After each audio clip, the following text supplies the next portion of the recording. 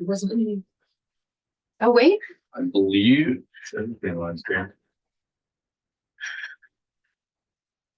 It says this meeting has been Should be recorded. set. Am I cheering? Yeah. I know. I don't All think right, Joe, are we good? I believe we should be good. All right. Welcome everybody to the 2026 iteration of House Energy and Digital Infrastructure. We are kicking off 2026 by checking in on the state of funding and work for weatherization in Vermont. So I'm Representative Kathleen James from Manchester. Scott Campbell, I'm St. Johnsbury. Richard Bailey, Memorial 2. Chris Morrow, Windsor, Bennington. Michael Southworth, Caledonia 2. Christopher Howland, Rutland 4. Dara Torrey, Washington 2. Bram Kleppner, Chittenden 13, Burlington. Laura Sibilio, 1 and 2. All right, and let's see. We have a couple housekeeping things. I think we've got a new committee assistant, Joe, who will be here this week, and then we'll have a new committee assistant next week.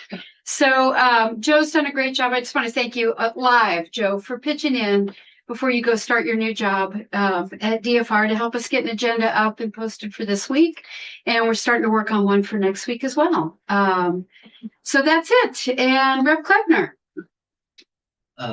Thank you, Madam Chair and members. I have sent an email to my fellow committee members previously and have had conversations with Ledge Council, but I do want to say for the record and for the millions of adoring fans of this committee who are watching live, that in September, I did take a full-time position with a clean energy company called Clean Tech Industry Resources.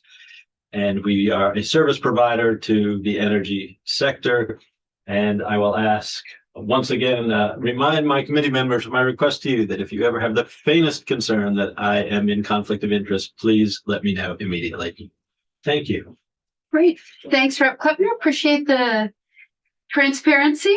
All right. So we are kicking off this year by checking in on the state of weatherization work and funding in Vermont. And this was a topic that a couple of us, I think a lot of people on the committee are interested in, but a couple of us worked on over the summer just to make sure we were staying in touch with folks and that we could kick off this session with a good look at the numbers that was all ready to roll. And so some of the folks who worked so hard on that over the summer are here to give us a scoop. So Neil, are you up first? I am. If you like.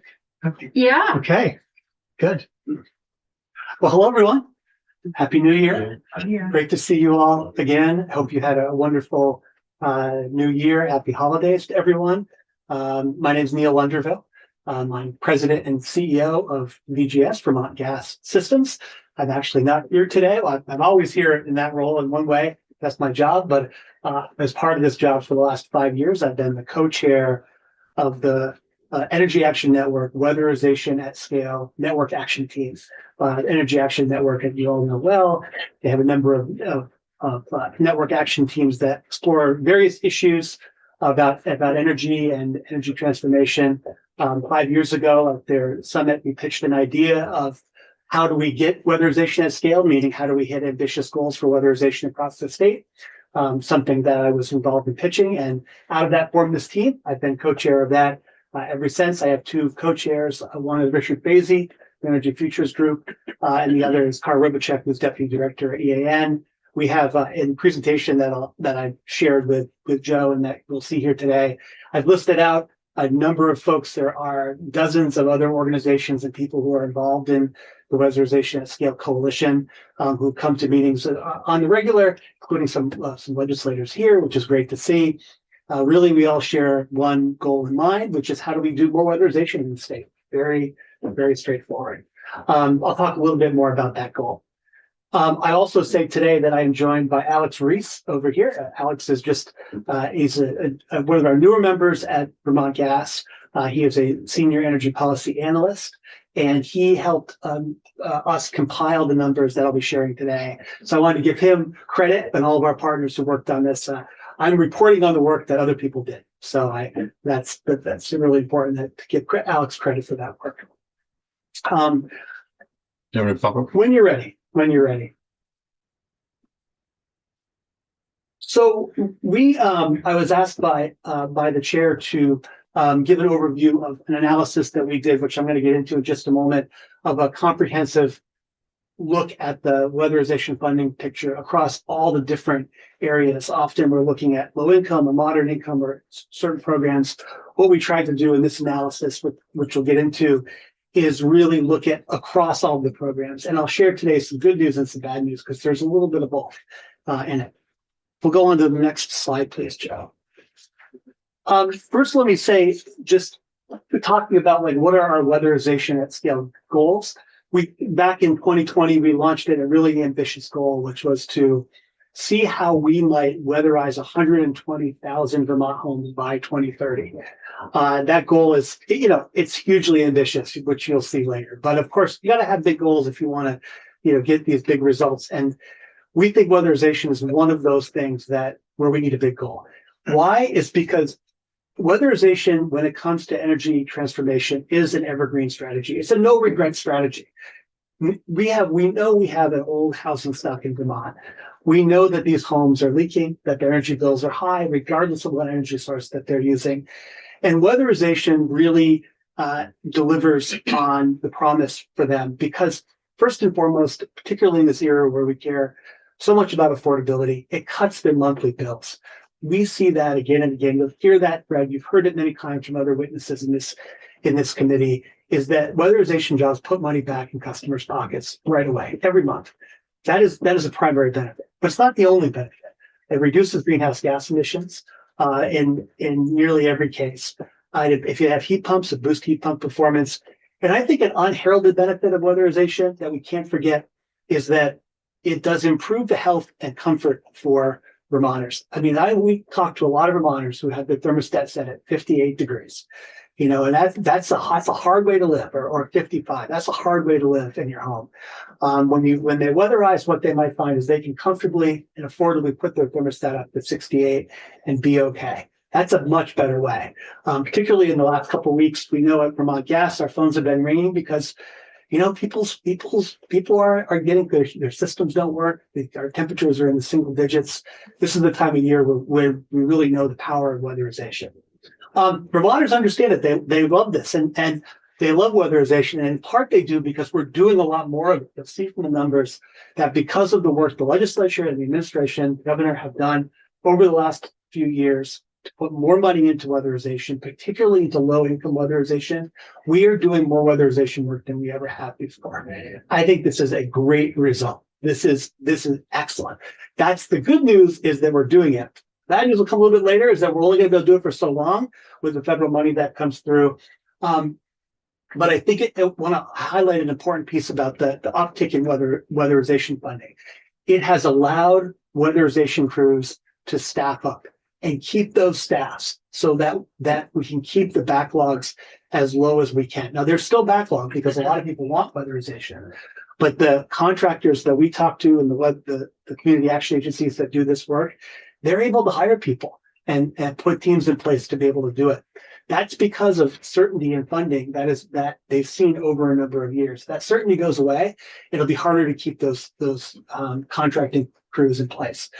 I wanted to flag that because it's an important part of the next point, which is that you'll see we're having an uptick and a continued upsurge in weatherization funding, but that is going to start to drop off after 2027. And then if it does start to drop off, then we start to enter the danger territory again, where it starts to get lumpy. When it gets lumpy, it becomes a lot harder to get those jobs done. We do fewer jobs, contractors have a harder time doing them, and we lose the great momentum that we've been building over the last 3 or 4 years. Okay. I should say too, Madam Chair, I'm happy to stop at any point for questions if the committee has them. So maybe we'll go to the next slide, please. So over the summer, as part of our weatherization at scale work, we were pondering the question of just what does the weatherization funding picture look like? And the reason that came up is because we know that we've had a lot of federal funds that have come through the system, that the legislature and the the administration have applied to weatherization, but at some point those will expire. There's a worry about a funding cliff. And so what we sought to do was to develop a comprehensive picture of weatherization funding across all different streams. This is important. We did not, Alex and I didn't do this Alex didn't do this in a vacuum. We worked with all the partners who are responsible for various parts of this, including OEO. You'll hear from Jeff Wilcox a little bit later today. EVT, Peter Walk, you'll hear from after me. Vermont Gas, we run an efficiency program ourselves. And the Department of Public Service, you'll hear from Melissa too. And to try to get a shared common operating picture, a shared understanding of what that weatherization looks like. What we looked at was all different types, different flavors of funding. The Weatherization Assistance Program, WAP, PEPF, EEC. We looked at federal funding sources, ARPA, IIJA, and IRA. Wow, that's a big acronym soup. So I actually sought, next slide, Joe, if you would, to define what those mean, because because I'm going to go through those and I say, oh my gosh, how does all that make any sense? This was one of the hardest parts. I mean, there's a lot of different funding streams that we have braided into how we look at weatherization. And so I wanted to just spend a moment to talk about each of those. And I will also say that I am not an expert on any one of these. You will have the experts that follow me today who can talk in more detail about different parts of this. But I wanted to give you a sense of what the overall picture looked like. At the core of the low-income program is the Weatherization Assistance Fund or program, WAP. These are the recurring state funds that come from the fuel surcharge plus other federal funds that come to the program. These are targeted for low-income households. Then we have sort of three tranches of one-time federal money that come in that served a lot of low-income households. The first was the ARPA, the American Rescue Plan. That funded low income from 2022 through 2026, the year that we're in.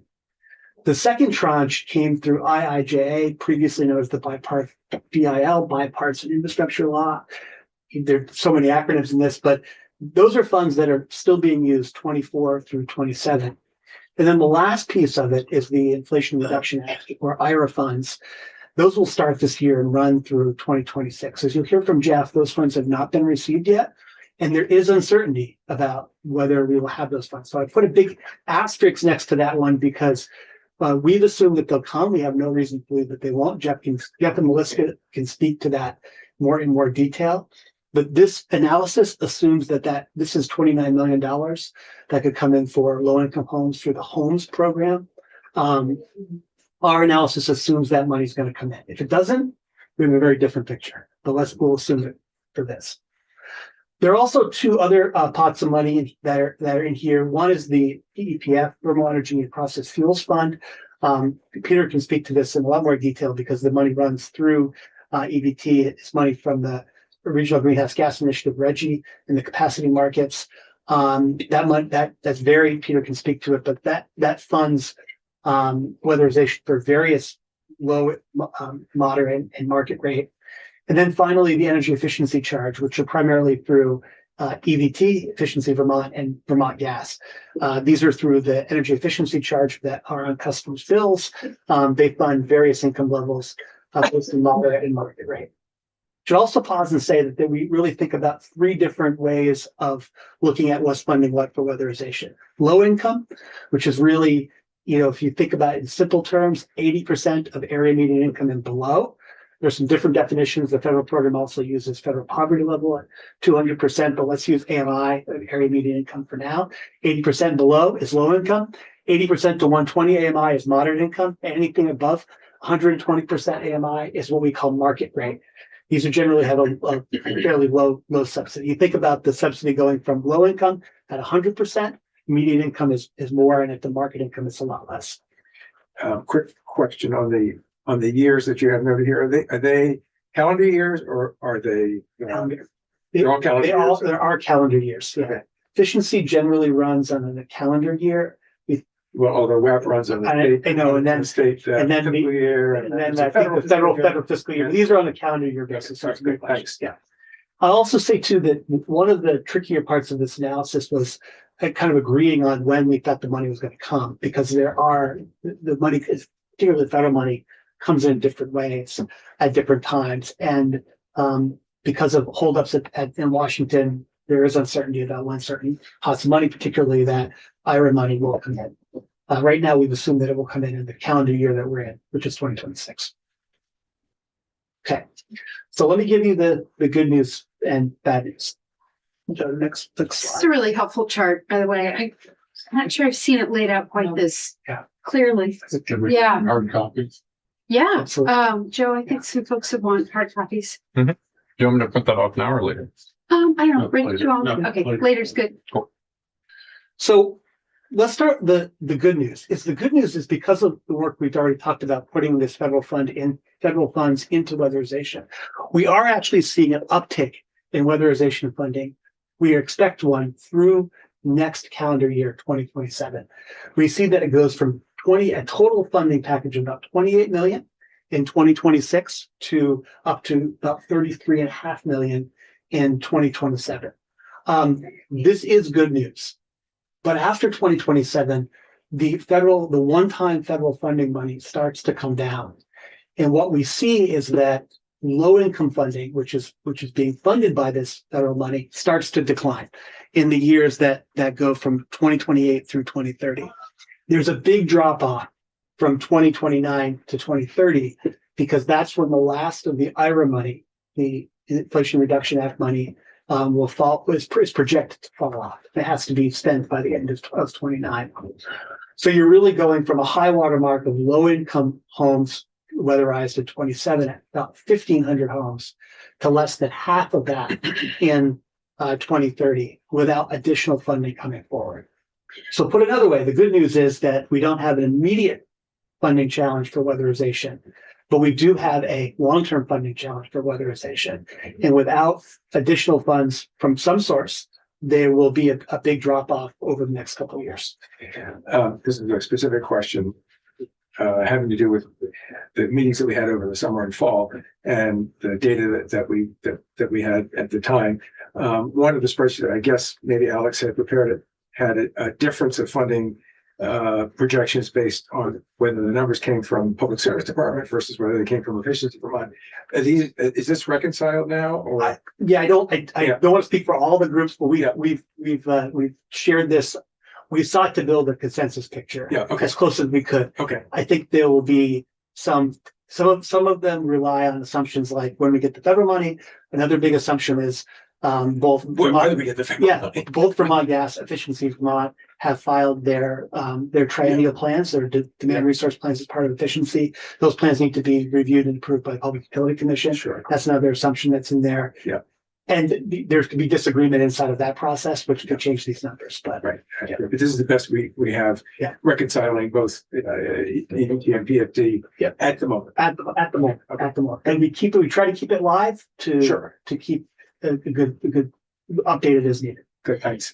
And so once the federal funds, phase out in the coming couple of years, then we're back down to the sustained or ongoing funding streams, which were the Efficiency Vermont charge, Reggie, and the fuel surcharge.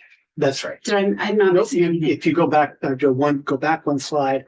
I could have color coded these, but you're right. It's the first one, the reoccurring state funds from the fuel surcharge plus the federal funds that are pulled in, The Reggie money. the Reggie money, the TEPF, and the energy efficiency charges. And these three here, and here form the baseline of weatherization funding. Okay. And a small amount from USDA.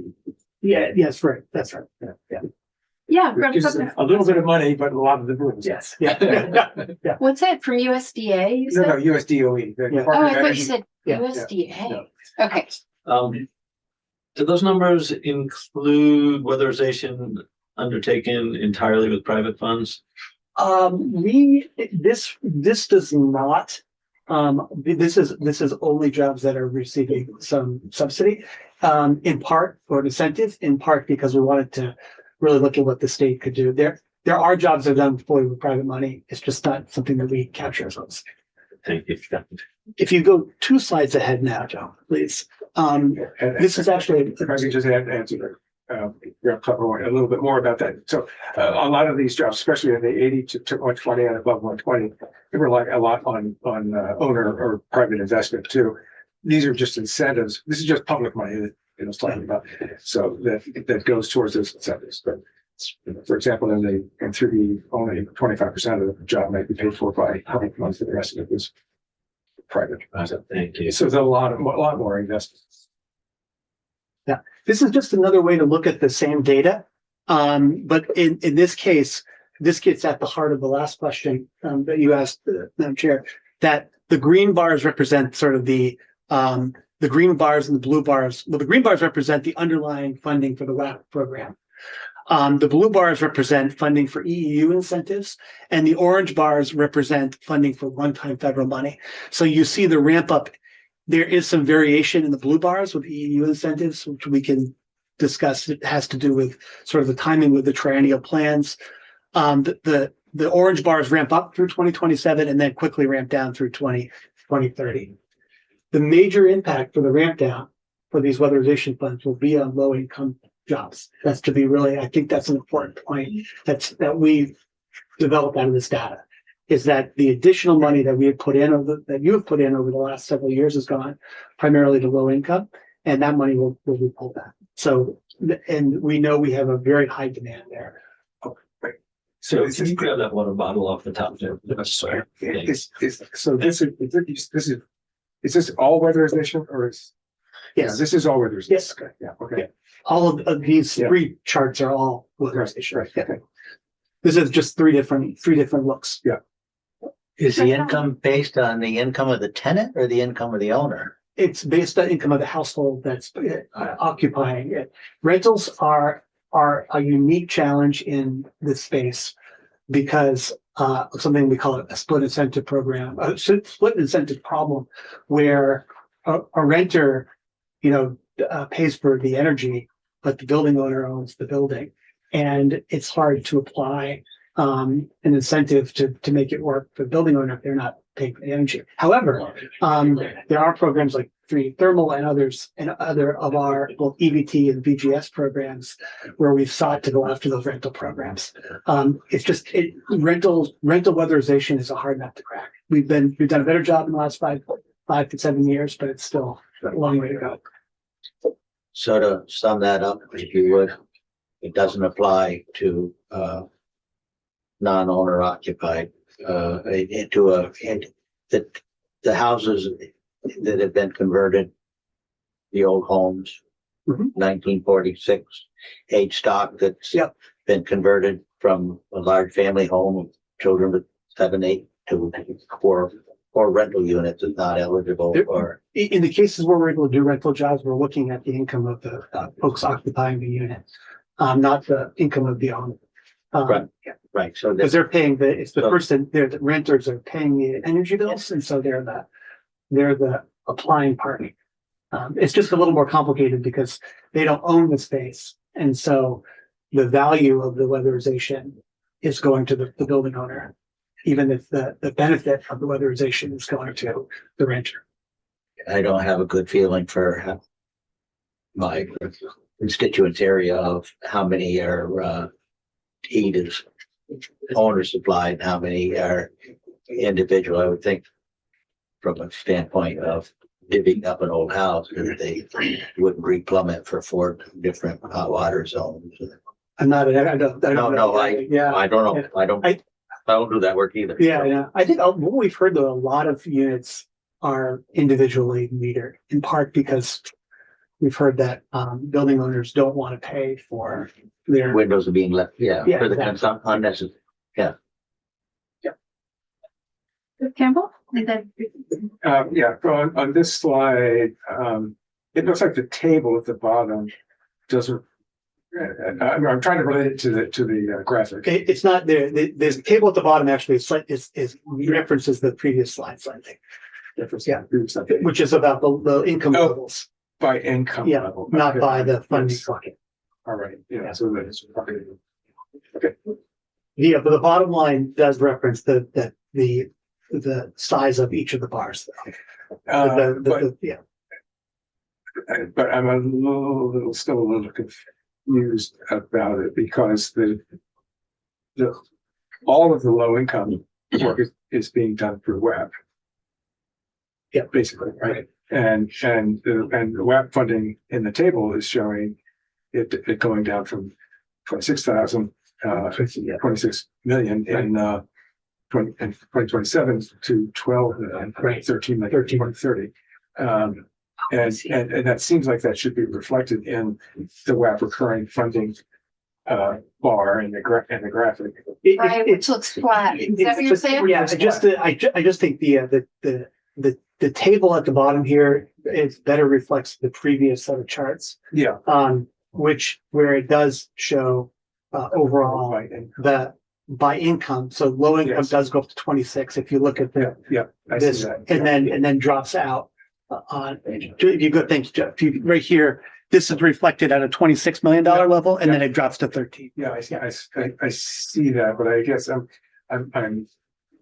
seems like it's a disconnect here because in an earlier table that we had looked at during the summer and fall, the weatherization funding was projected to be pretty much flat.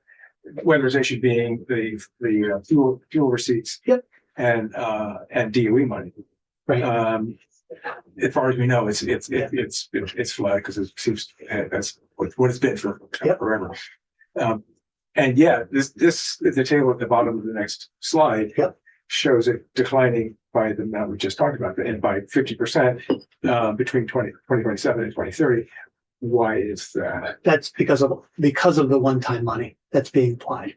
So if you look at the table in 2030 with the low income, which is effectively the WAC program, roughly 13 million. Yeah. That's about the baseline for the Okay, WAC. 13 million is about the basis. Roughly. It's not exactly that, just to be clear, but it's roughly that. Yeah.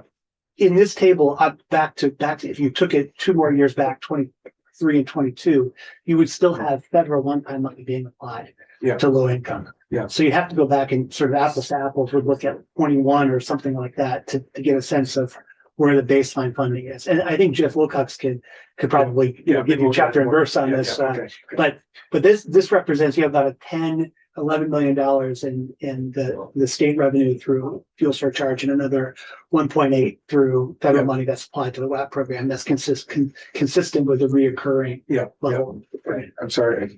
No, it's much detail here. You're not. This is It's important. great questions. Well, Representative Bailey had a question first and then Peter. Yep. So my understanding and my memory is correct. We've been doing weatherization for many, many years, 50 plus or 40 plus. 40 plus, yeah. How many are these repeat customers? And are we doing repeat customers? It does, weatherization, I don't have the exact numbers. I think broad answer is yes. Weatherization work doesn't last forever.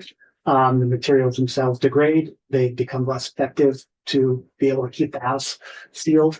And so you do have to go back and do it again after a period. It really depends on the type of work that you do. Some last 15 years, some might last 30. The others on the committee, I'm sure can speak to it properly, but yes, we do have repeat work here. But over a long period. I mean, it's like doing a bridge project or paving. This is a good long-term investment. Also, the quality of the work that's done now is much higher than what was done 30 years ago. The technology has improved. Different materials, right? Peter? For the record, Peter Walk, Managing Director, Efficiency Vermont. I just want to I think part of the other challenge with these charts is that the WAPs aren't the only ones doing low income weatherization. A portion, I think, of your program, a portion of our program are low income customers, even though we may refer them the WAPs, they may choose to come through our program because they want to work with a certain contractor or they do whatever. And so we have design programs that enable that to happen. I think the other piece to recognize is all of those orange funds are either going to moderate income or low income customers. The one-time federal funds are precisely designed to meet those income qualifying customers. And so that's why some of the distinction that you're saying and why the apples to oranges don't perfectly work. But just helping my you're such good friend. And we are and to Peter's point, that's right. And we are trying to summarize a lot of spreadsheets into this. So apologies if there's some things that aren't perfectly detailed, but we're happy to provide the committee with all the detail. Right. Don't do that. Okay. I did try to give the key takeaways for a policy discussion on this, Mhm. if you will. I just have a couple more items I want to mention. Just really quickly, one thing we look at as part of the EAN weatherization at scale coalition is where are we toward our 120,000 goal? Oh, look, we're a long way off, but we knew would be a very ambitious goal.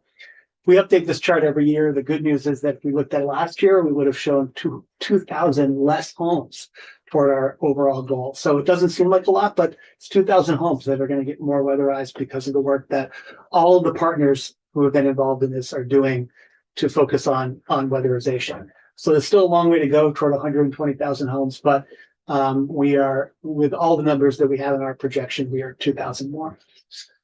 So let me just flag a couple issues on the last slide, if you would, to finish this up. I think I've already mentioned that really this one-time federal money becomes the issue. As this money gets spent, a lot is being spent, but when it gets spent, there's nothing to backfill it. And so after 27, if we don't identify other pots of revenue appropriation for this work, that we'll see the number of weatherization jobs overall go down, but most importantly, is the number of low-income jobs go down. A big caveat is the federal funding. Like we collectively anticipate that we will see the 29 million, but there has been a lot of uncertainty with regard to federal money. There have been rescissions of programs, and that money hasn't always come through the way we expected it. Both Melissa and Jeff can speak to where we are with the federal money, but that's a big flag. I said before, if that $29 million gets pulled back, then we have a very different challenge. I also want to mention something that I think Jeff, probably all of us will mention a bit, is that pre-weatherization is something that you could have probably heard about before. This is work that needs to be done to a home or residence before the weatherization work can happen. This is if a home has a leaky roof, has a moisture problem, if they have vermiculite or asbestos, they have moisture, mold, they have knotted tube wiring, you name it. There's a lot of stuff that could happen that needs to be fixed before the weatherization work can be done. Funding for this pre-weatherization work is starting to dry up there. There are things that Peter will discuss where we're trying to backfill it. This is particularly important for low-income folks because they're usually in the homes where we need to do the pre-weatherization work. And if we don't fund pre-weatherization work, then we start to build a deferral up of homes that really need the work. And I would say with pre-weatherization work, it's really to make the home livable. I mean, in a lot of cases, you can't live with a leaky roof and vermiculite or asbestos or mold. This is work that needs to be done almost in any case to make the home livable. It also needs to be work done before we get to the weatherization work. We've been doing an additional round of analysis on ideas around pre-weatherization. We haven't completed that work yet, but we'd be happy to talk to the committee more as we do that. And I think Peter will discuss that more. EVT is looking at some really interesting things in their demand resource plan when it comes to pre-weatherization. And just the scale of money we're talking about for pre-weatherization is something like $1 or $2 million a year. Is that? I think that's what about $1.5 million is what Jeff has told us that the need is for the West. Yeah, and as I recall, Jeff was talking about that money running out for WAB in this program year, which ends June 30th. And actually, they're going to start winding it down in March because they don't want to overspend. So I think the March piece is a state government restriction to make sure if there anything needs to be reallocated before you all go home of the remaining ARPA dollars, so that those are unspent. But they are running low. There is some funding available for some of the WAP still through Efficiency Vermont, through a partnership there, and we're looking to rebuild that for 2027 through 2029. Yeah. So we may have a bit of a gap to consider, but it's part of our plan, as Neil mentioned, we see that partnership and that work as critically important. Sure. Okay.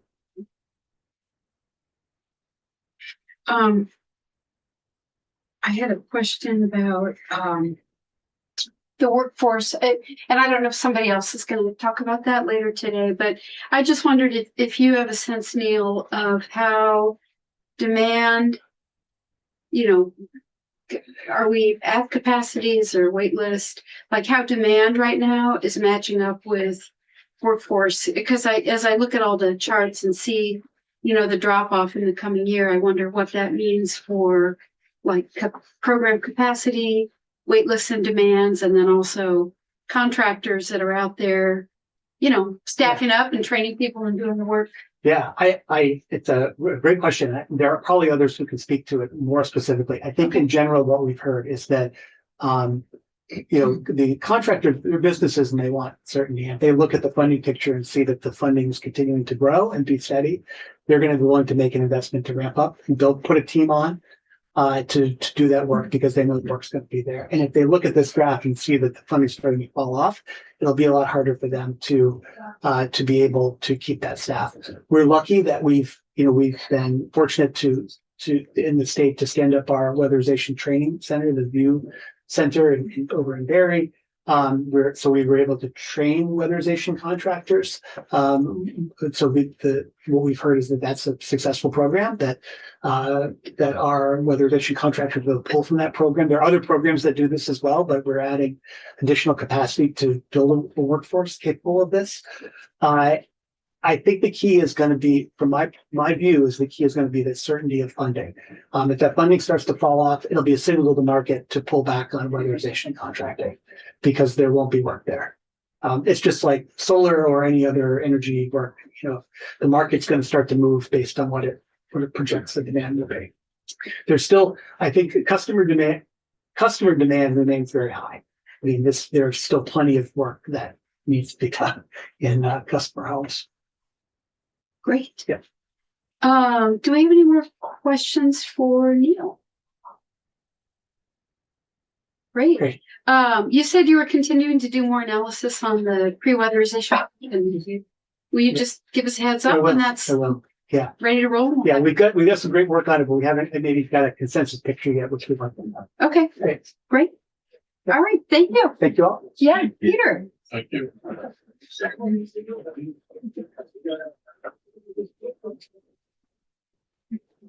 See if I can remember how to do this.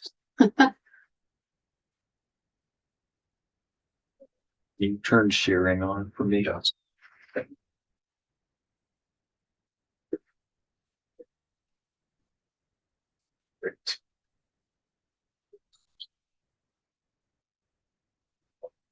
Thousands of things open is.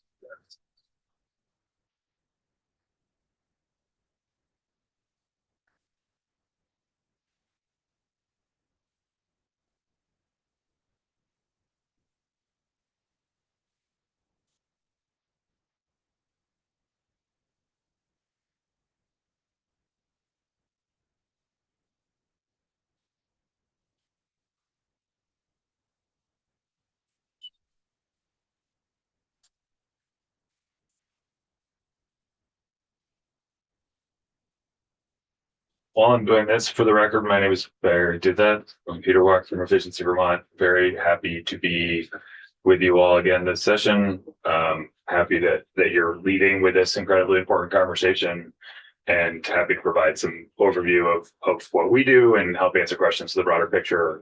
The getting our arms around the weatherization picture has been something that has been a pet project of mine and Neil's for many years. Back when I was a state agency official, we tried to get our arms around sort of what does the complete funding picture look like? And those types of slides didn't exist, right? You had disparate programs working in disparate areas and nobody owned the kind of concept of what the full funding picture is. So this is a vast improvement and something I'm pretty excited about seeing. Before I get started, I wanted to echo Neil's point about the funding picture and clarity for contractors. We've seen this decline before in the ARA funding of 2008, 2009. We asked contractors to ramp up to prepare for weatherization work, and the state was going to backfill that funding, and then it disappeared. State didn't backfill that funding, and contractors were left in a challenging position.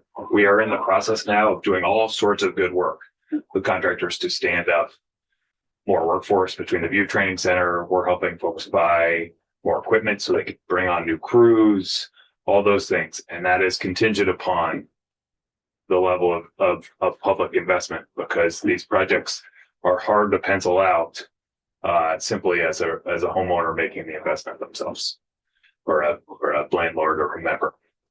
So as you think about it, that's a good lens to remember, because while we are thinking about this as a hopefully kind of 3 or 4 years out funding decline picture, getting on ahead of it and starting to think about it now, and what you might do is really important, because it will send that long-term signal.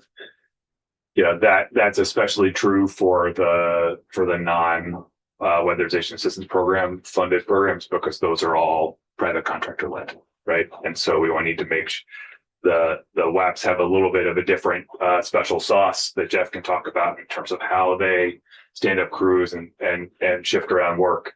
But the key in the private market, that's key to be able to know that funding is coming. All right. Okay. That changed. Good. So we've been doing this work for a while now, not as long as the WAPs. I can't claim 40 years. But when the state joined the Regional Greenhouse Gas Initiative, that funding combined with the efficiency work that Efficiency Vermont bids into the regional ISO's forward capacity market. Don't really understand what that means. It earns additional money for the efficiency work that's done. And the state, in working with the PUC, we've determined that we should best spend those dollars on additional thermal work. So both the RGGI funding and the forward capacity market funding are electric ratepayer adjacently derived funds, right? They come from work done in the electric sector, because that's what RGGI works in, but they are used in the thermal sector. The piece that Neil mentioned, we do a small amount of our energy efficiency charge, which is on electric ratepayers. We are allowed to use when we are weatherizing a home that has heat pumps or is being more heated by more than 50% electric heat. Therefore, it makes sense to offset that heating load in the use of VC funds. So since 2002, some of the funkiness that you saw in the chart is also we received two tranches of ARPA funds, which I'll talk about in a moment, the American Rescue Plan Act funds, that we have shifted the weatherization incentives for, because as you'll see in a moment, the thermal funding doesn't just fund weatherization, right? It funds different programs in both the residential and the commercial sector to drive additional thermal efficiency, which has great benefit for Vermonters across the board. And as we move forward, as Neil mentioned, we are in discussions now with the Public Service Department on what the nature of support for low-income weatherization from our 3-year plan should look like, and that associated budget. One of those key things that we think is important and we're working towards agreement with them on is the idea of that pre-weatherization work, what we call the home repair program, which allows those property owners who otherwise wouldn't be able to weatherize their homes because they don't have the money sitting around to be able to fix a roof or fix a foundation or address a mold issue or what have you, to be able to move through the weatherization. As Neil's said multiple times outside of this venue, that is a housing initiative, right? Think about the value of that program combined with weatherization for housing stock at Vermont. You take a house that was tough for its occupants to live in and unhealthy in many ways, depending on what the issue was. And now you have a healthy home that's fully weatherized and costs less for them to occupy. That's a great deal for our housing crisis, as far as I'm concerned. So it's something that we should, there's lots of potential benefits, something that we need to be thinking about as we're moving forward. So that funding piece. Sorry, Peter. Yep. So Could you go back? Yeah. the ARPA, this is a different chunk of ARPA money that So you're getting versus it wasn't in that other. So that chart included those dollars as well. Both the the WAPs and Efficiency Vermont received ARPA weatherization funding, and I'll go through some of the details of that in a moment. But ours was designed for the moderate income side of the ledger and to go alongside the low income work that the WAPs are doing. In point of fact, turns out about 30% of our projects in 2024 were low income customers for who came through our doors for whatever reason, even though we had given them the opportunity to get a fully paid for weatherization process through the state. But that chunk of money is not in that orange. It is. But it's paid directly to you. It goes through the public service department to us. Yes. Okay. So there are actually two tranches of ARPA dollars that flowed. The first was a small one as the state was figuring out the initial picture of where to spend ARPA dollars. So that was $5 million that increased incentives starting in 2022. And then the larger tranche that was originally a $35 million allocation proposed by the governor, approved by you all, that has since been reverted to be a smaller number. Not, part of that was $10 million that went towards the flood recovery that we worked with the emergency board on after the flooding of 2023, summer of 2023. And then there was a reversion of some level of ARPA dollars in support of additional needs around the state. And so that second tranche is where that home repair program came from, which I'll give more detail in a moment. We also were able to really go in depth in terms of creating both not only a low, but a low and moderate income tiers of incentive levels to help drive more projects and drive more benefit for Vermonters.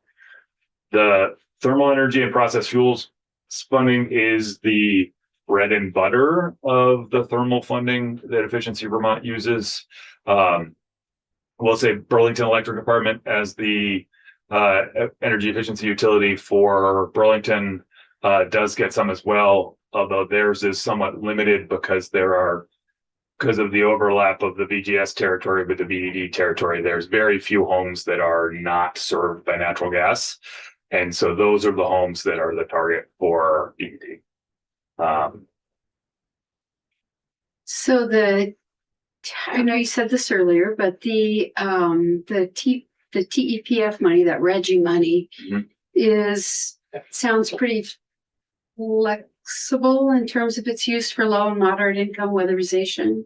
It goes through so in establishing Vermont's participation in RGGI, the legislature in 2008, 2009 determined that the PUC should direct where those funds should go. You said you wanted them to go towards weatherization and let the PUC manage that process. Okay. Or thermal work in general, and let the PUC manage that process. So it goes through as part of our 3-year plan. Okay. It goes through a fully regulated process. You have the public advocate work of the Department of Public Service, who you'll hear from, analyzing that plan, determining whether or not it's in the best interest of the state, and then the PUC ultimately determines it. So you can be confident that it is fully vetted and verified along the way. Yeah, and then the money from the efficiency charge, you said that can only be used for thermal work. It sounded to me like if there's a nexus to energy efficiency. Essentially, Did I boil that down right? If somebody uses heat pumps in their homes to heat more than 51% of that home, then it's appropriate to use electric efficiency monies to pay for the weatherization work, because you're saving electric dollars. Okay, got it. That's where that's in. And that's the only place the EU efficiency money is used in weatherization. That's only the electric efficiency money is. Right. Yes. The rest of it stays in doing electrical efficiency. So, key piece. That reminds me of another question, Yeah. which is about tier 3, how that intersects with weatherization working. You're going to get into that, or How long do we have? another layer of kind of multi-dimensional chess? We have until 2:30. But Maybe we'll get into that another time. Sure. So the 2025 numbers in here are incomplete because we haven't finished the accounting for it, as obviously we're on day 6 of the new year. But as you can see, there's a significant ramp up in the spending incentive dollars. Those are almost exclusively ARPA dollars. And so we have really pulled back on the use of TPF funds through the end of 2026 when the ARPA dollars expire. Then we will transition into the new 3-year performance period and that demand resources plan that we have filed in December that will ramp up funding for weatherization in the absence of that federal funding, but it will not replace it. And I need to be clear about that. The total budget for the TPF for the next 3-year period will be about $13 million a year. So as we look at that number, it's a significant value that we won't be, when we think about, and I'll show you in a moment what else TPF is being used for, there won't be sufficient funding to be able to achieve those levels. All right. So going to that proposal, the key, along with continuing our weatherization work and to ensure that Vermonters are getting supported in the ways that they would like to be, we are including a total of $1.75 million a year in that pre-weatherization home repair work. That 1.5 of that would go to the weatherization assistance program to fund the low income component. The remainder would support moderate income, right? Because as we know, for Vermonters, just because you've reached an 80% AMI threshold doesn't mean your ability to pay significantly increases. And so we want to be able to help folks along who need help and get over the threshold of whether or not they can take on a weatherization project, because the benefits are outstanding. Setting aside the energy savings, just getting to the comfort and overall well-being in somebody's home. So, so in your current budget approval process, the DRP process with the PUC, what you've proposed would keep that pre-weatherization funding level essentially for the WAPs. It actually increases it significantly. The WAPs don't have $1.5 million a year now to spend. Okay. So this is saying, what would you actually need to fully support all of those? Okay. We only had I think we had $2.25 million total in the second tranche of ARPA between us and the WAPs.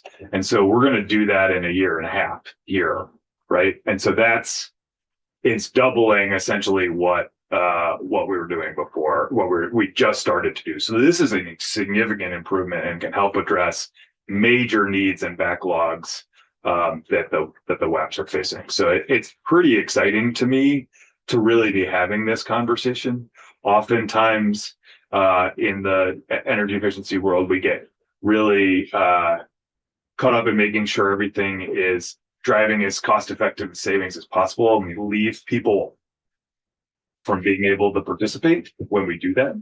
Because if you asked a regulator to review a project where you had to do a weatherization project and a home repair project, and you got this much energy savings out of it, they go, that's not the highest and best use of our dollars. Mm-hmm. But when we think about what's really necessary to hit these goals, that's really helpful.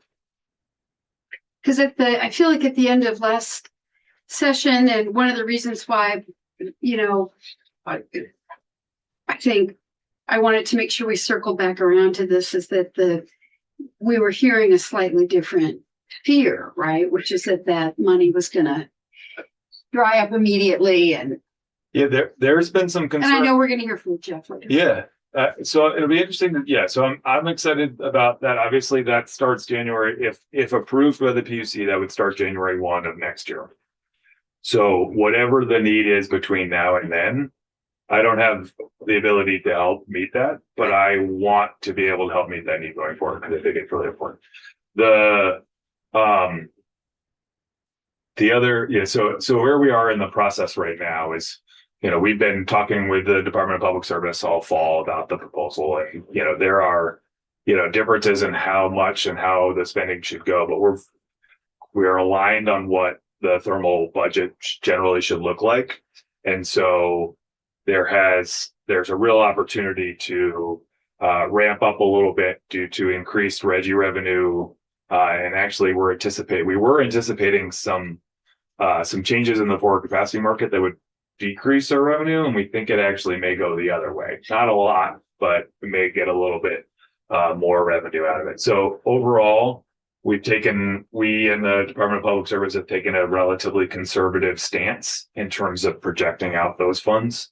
And now we can really be more confident that we can ramp up to that, because we've going from about $8 million a year total in TVF funding to 13, which is exciting to be able to work on those projects.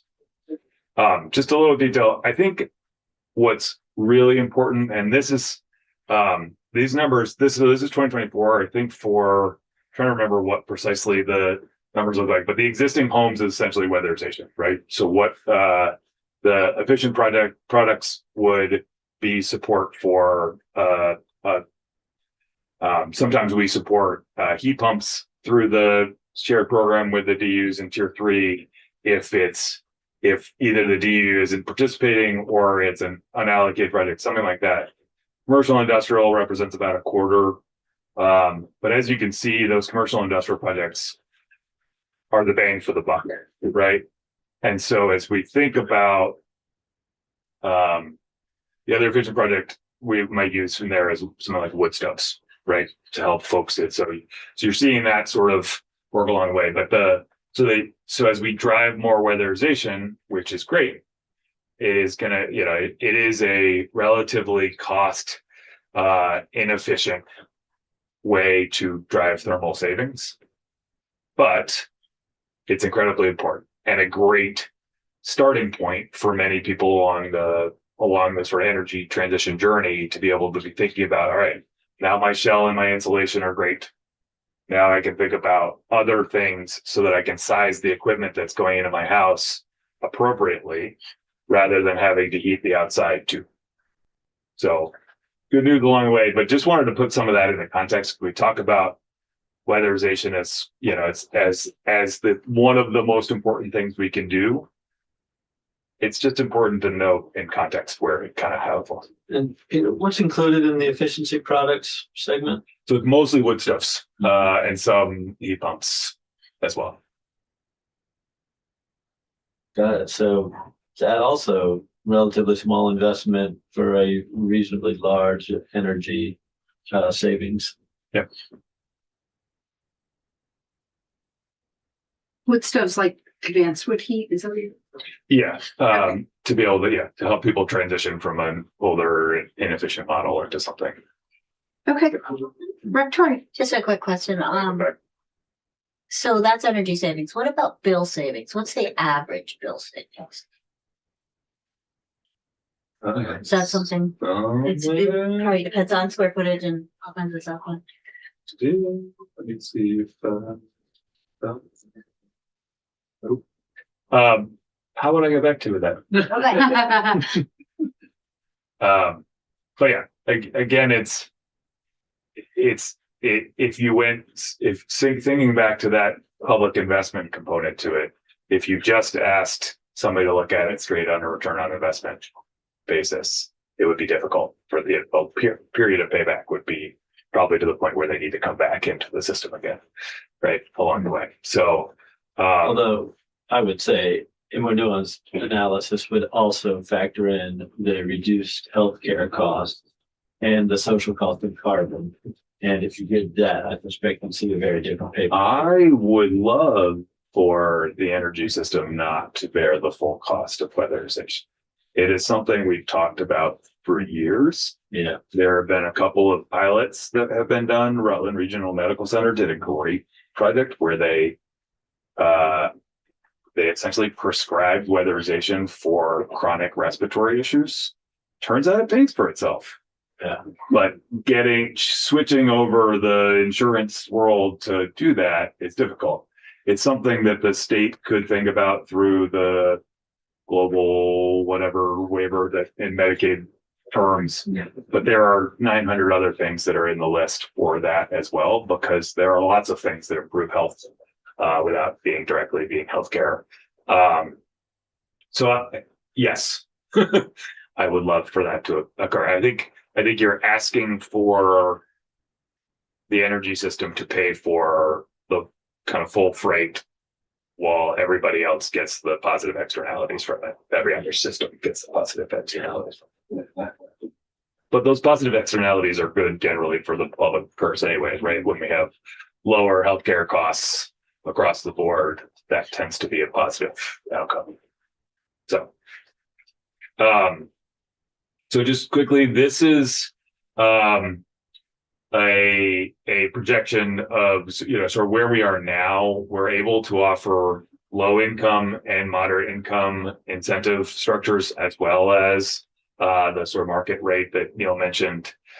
That we are going to have to change with the loss of ARPA funds. What it looks like, we don't know. We are planning to have some still income differentiation.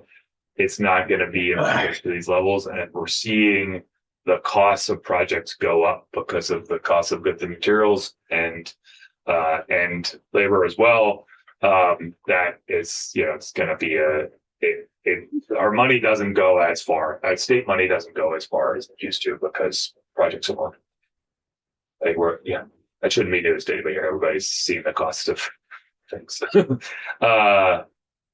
The home repair, I mentioned it briefly, not really briefly, but we talked about it already. We still have some level of funding through the ARPA funds available to support WAP projects. What we essentially have worked on with Jeff Wilcox and team is to have that be another one of the set of funds they can braid. So as they work down through their IIJ funding and state funding and whatnot, it gives them another flexible tool to fund it. So there's some available, but it is not. It's not going to last forever, and certainly not to the tune of $1.5 million. So I think as we think about what the need is, I'm excited about the future. This could be a bit of a bridge year without additional funding. But it's a bridge. Well, it's not really a bridge year because there isn't that funding now. It's a gap year. Yeah. Gap year.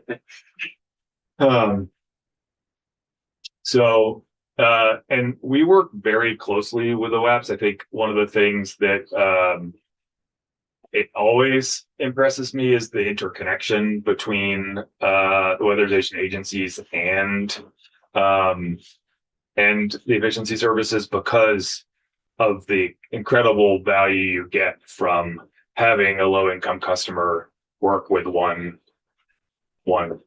organization, right? When somebody walks through the doors of Capstone or CVOEO or Brock, Sevka or NITO, they can access services that extend beyond what the weatherization agencies themselves are able to offer. And so those energy coaches, the LEAP and the THU program, the targeted high use program, really are ways that we help not only do weatherization work in the low income space, but also then expand that into other ways for the folks to be able to save money on their energy bills. And so that partnership is really important and key. So thinking about it, each WAP has energy coaches who are working directly with low-income customers. We help to fund those so they can continue that great work.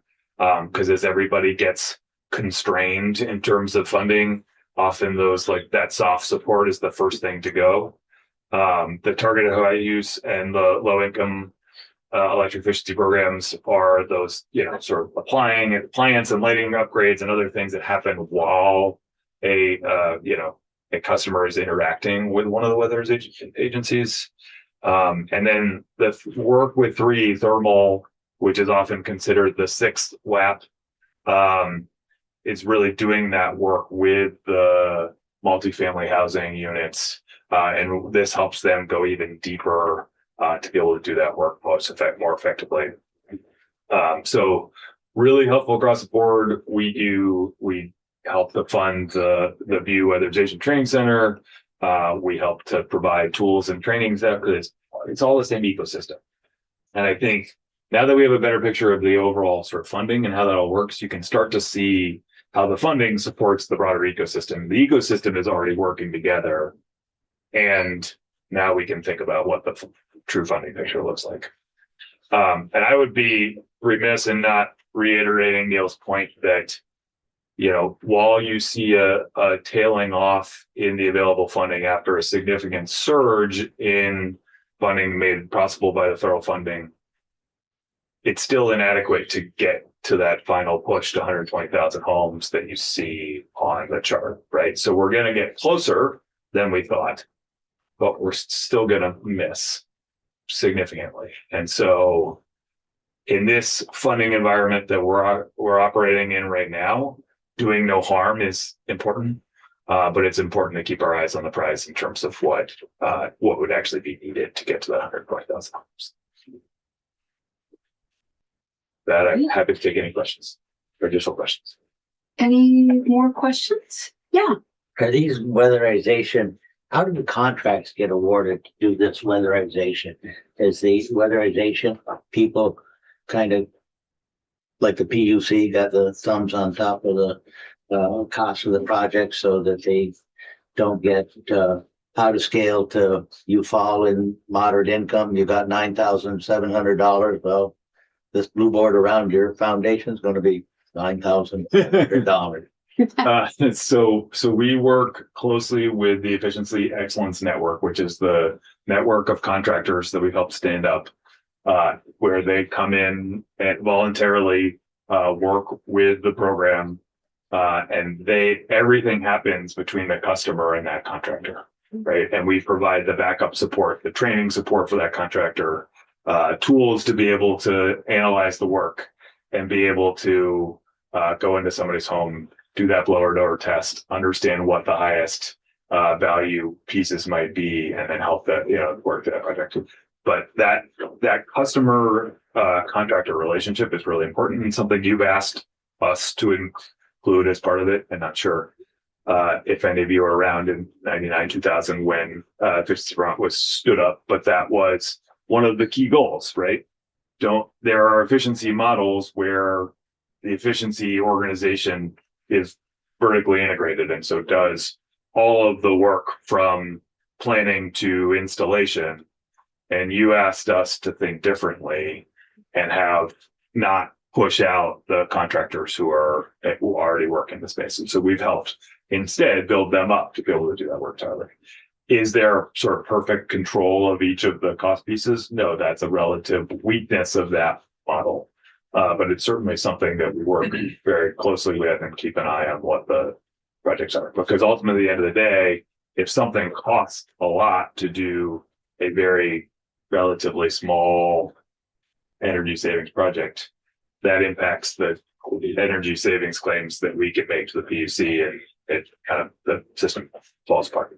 So it's not perfect, but it's kind of how this is. Are people getting training at the new center in Barry, mostly existing builders who are adding that qualification to what they do, or are they kids coming out of the CTEs? How's it work? Jeff Wilcox, who you're going to hear from next, probably have the best answer for that. Okay. It was built to make sure that the crews who were doing the WAP-based work were ready to go. And then what we realized as we moved forward is you needed more funding streams and you needed to bring in private contractors to kind of fill out the number and keep it flowing. It's a great space. I think, Representative James, I encouraged you to go on a tour. I think we should absolutely go this year. Yeah. It's 20 minutes away.